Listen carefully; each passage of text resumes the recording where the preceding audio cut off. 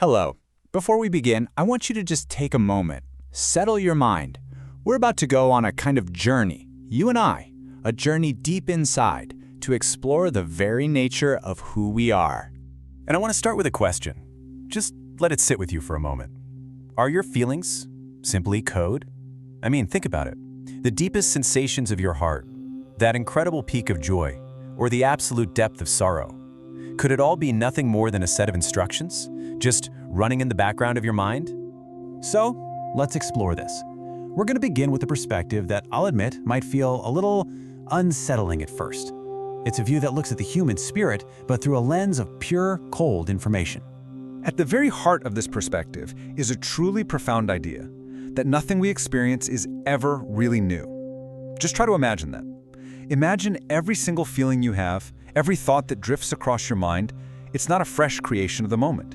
Instead, it's just an intricate pattern, rewoven from the threads of your past. Okay, so how would that even work, right? How could something as immense and beautiful as love just be a calculation? Well, let's take a look at the proposed mechanics of it all. The theory is called the emotional algorithm, and it suggests that our inner world, our entire emotional landscape, operates a lot like a powerful, organic computer. It's not supposed to be random or magical or mystical. It's a process, a deeply, deeply complex process for sure, but ultimately an understandable one. And it would unfold something like this. First, your senses gather information from the world around you. A sight, a sound, a particular smell.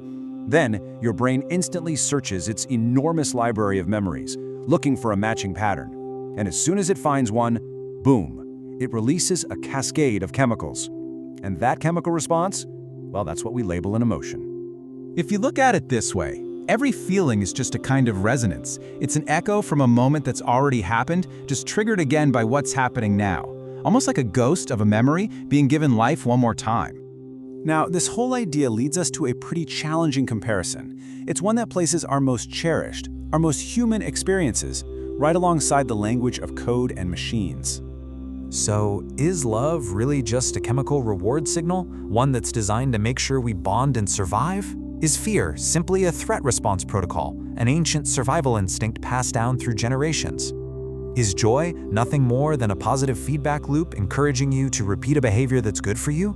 This is the cold, hard logic of the algorithm.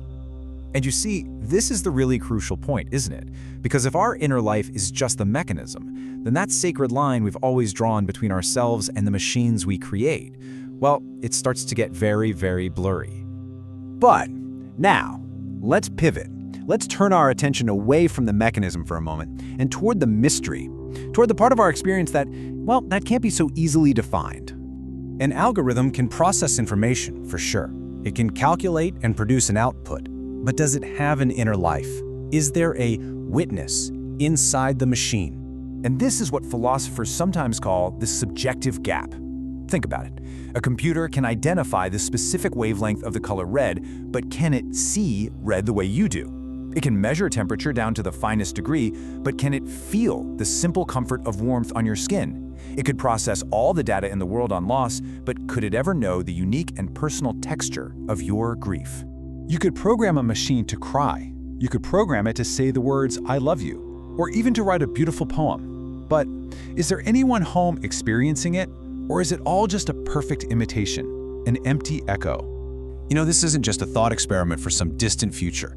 This is a conversation for right now. It's a reflection we need to have, because the lines between what is biological and what is artificial, they're getting finer every single day. I want you to just imagine an AI that can perfectly mirror the human emotional process. It receives input, it cross-references its memories, and it produces the exact same chemical and behavioral response that a human would. From the outside, it would be completely indistinguishable from one of us. And so we're left with this final, echoing question. If a machine can flawlessly replicate the process that you call feeling, then what is it? What is that untouchable, uncodable essence that is uniquely you?